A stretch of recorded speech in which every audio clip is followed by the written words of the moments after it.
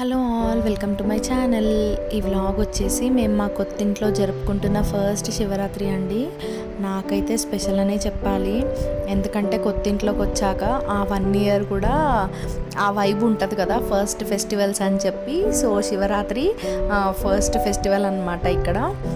Last year శివరాత్రికి టైంలో మేము మా పాతింట్లో ఉన్నాము. ఈ ఇయర్ వచ్చేసి ఇక్కడ ఉన్నాము.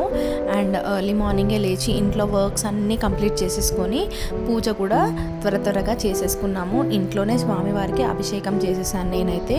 ఇంకా పిల్లల్ని కూడా లేపి త్వరగా రెడీ చేయించేసాను. పండగ ఒక 2-3 డేస్ ముందే నేను క్లీనింగ్ చేసేసుకున్నాను కాబట్టి నాకు పెద్దగా వర్క్ ఏం లేకుండే. అండ్ రెడీ అయిపోయాం కదా, సో మేము బయలుదేరిపోయాము. ఏం లేదండి, మా మమ్మీ ఇంకా మా అత్తమ్మ వాళ్ళు మొక్కుకున్నారు నా గురించి. సో అమ్మవారికి బియ్యం పోయడానికి అని చెప్పి అల్లాదుర్గ్ దగ్గర ఉన్న రేణుకా ఎల్లమ్మ తల్లి టెంపుల్కి వెళ్తున్నాం ఇప్పుడు. ఆ అమ్మవారికి ఒడి బియ్యం పోయాలన్నమాట నేను. సో ఇక్కడ మా మమ్మీ మొక్కుకున్నారంట నాతో పోయిస్తానని చెప్పి. అండ్ ఫస్ట్ అక్కడికే వెళ్ళిపోయామన్నమాట. రోడ్స్ అన్నీ బాగున్నాయి కదా, సో మాకు ఎక్కువ టైం ఏం పట్టలేదు. ఒక 1.5 అవర్లో మేము వెళ్ళిపోయాము. అండ్ అనుకున్నాను ఇంట్లోనే ఎలా ఉంటారో, పబ్లిక్ ఎలా ఉంటుందో ఏమో, ఎక్కువ రష్ ఉండొచ్చు ఎందుకంటే ఫెస్టివల్ కదా అనుకున్నాం. బట్ ఎవ్వరూ లేరు, చాలా పీస్ఫుల్గా ఉంది టెంపుల్ అయితే. అండ్ లోపల అదంతా కూడా ఎంత ప్రశాంతంగా అనిపించిందో. ఎవ్రీ ఇయర్ మేము బిరంగూడలో ఉన్న శివాలయంకి వెళ్తామండి గుట్టపైన.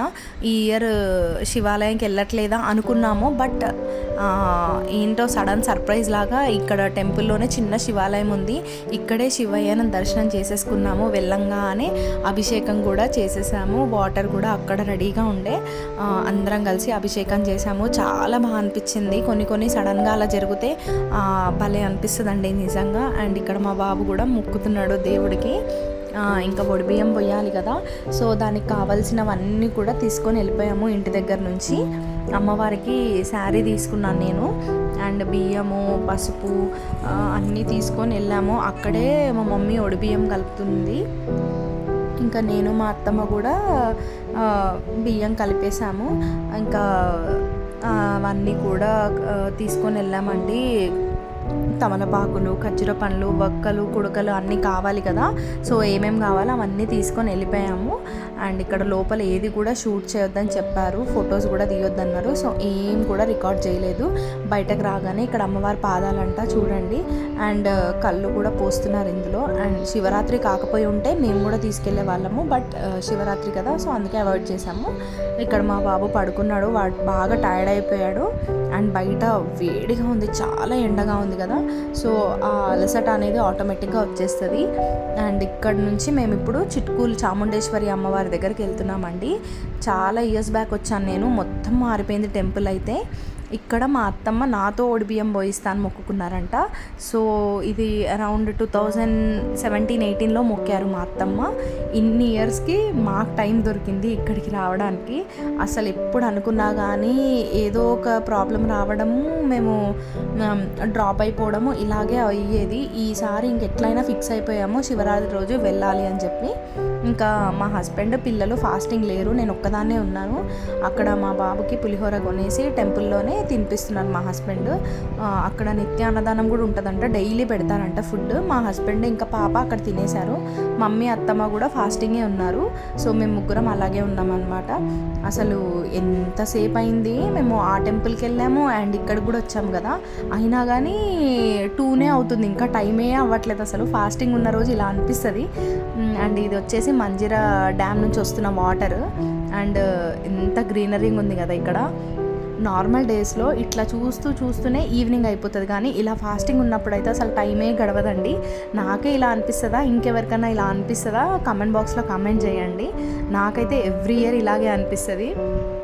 ఉత్తప్పుడు ఊరికే అలా కూర్చొని ఫోన్స్ చూసి, యూట్యూబ్ చూసి, రీల్స్ చూస్తూ, టీవీ చూస్తూనే టైం పాస్ అయిపోతుంది.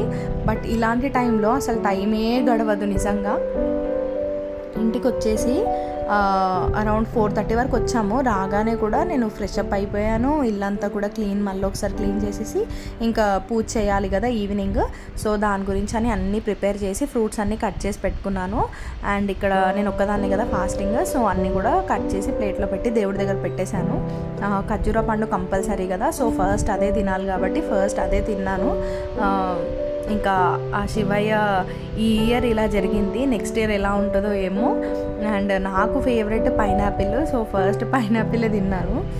అండ్ ఇక్కడ చూసారా మా హస్బెండ్ ఫాస్టింగ్ ఉండరు కానీ నాకేవి ఫ్రూట్స్ అని చెప్పేసి అడుగుతున్నారు. చూడండి, నేను కూడా ఉపవాసం ఉన్నాను కదా, నాకు లేవా ఏంటి అని చూస్తున్నారా. ఇక్కడ వాటర్ మిలన్, నాకు అసలు వాటర్ మిలన్ నచ్చదండి, ఆ గ్రీన్ కలర్ది మాత్రమే తింటాను.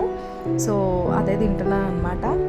ఇంకా నైట్ డిన్నర్కి ఏమైనా చేస్తావా అంటే నేను అన్నాను, నేను ఫాస్టింగ్ ఉన్నాను, అస్సలు ఓపిక లేదు, మీరే ఏదైనా చేసుకోండి అని చెప్పేసరికి మా హస్బెండే వెజ్ పులావ్ చేశారు. ఇంకా పిల్లలకు కూడా పెట్టేసి తను కూడా తిని పడుకున్నారు. ఇంకా నేను కూడా పడుకున్నాను, జాగారం ఏం చేయలేదు. ఇంకా మార్నింగే పోలేలు చేస్తున్నాను నేనైతే, ఎందుకంటే శివరాత్రి నెక్స్ట్ డే మా మమ్మీ వాళ్ళు కూడా పోలేలు చేసేవాళ్ళు, మా అత్తమ్మ కూడా పోలేలు చేస్తుంది. సో నాకు అదే అలవాటు అనమాట. ఇక్కడ వీళ్ళు కూడా అదే చేస్తారు, మా అత్తమ్మ కూడా అదే చేస్తుంది. కాబట్టి ఇంకా అన్నం చేసేసి, అన్నము పప్పు ఇంకా స్వీట్ లాగా పోలేలు కంపల్సరీ అనమాట, ఎవ్రీ ఇయర్ చేస్తారు వాళ్ళైతే. సో నేను కూడా అలా కంటిన్యూ చేస్తున్నాను. ఒక్కదాన్నే ఫాస్టింగ్ ఉన్నాను, ఒక్కొక్కసారి అయితే స్కిప్ చేసేస్తాను, నా ఒక్కదాని కోసం ఏం చేసుకోవాలి, పెద్ద ప్రాసెస్ కదా అని చెప్పి. ఈ ఇయర్ ఎందుకో చాలానే ఓపిక ఉంది నాకైతే, బాగానే అలసట అనేదే లేదు అసలు, బాగానే ఫాస్టింగ్ ఉన్నాను, తినకుండా కూడా బాగానే ఎనర్జెటిక్గానే ఉన్నాను. సో అందుకనే పోలేలు కూడా చేశాను, ఎక్కువ చేయలేదు, ఒక 10 చేశాను అంతే. నాకు పెద్దగా పర్ఫెక్షన్ ఏం రాదండి పోలేళ్ళు, నేనేం స్పెషలిస్ట్ కాదు.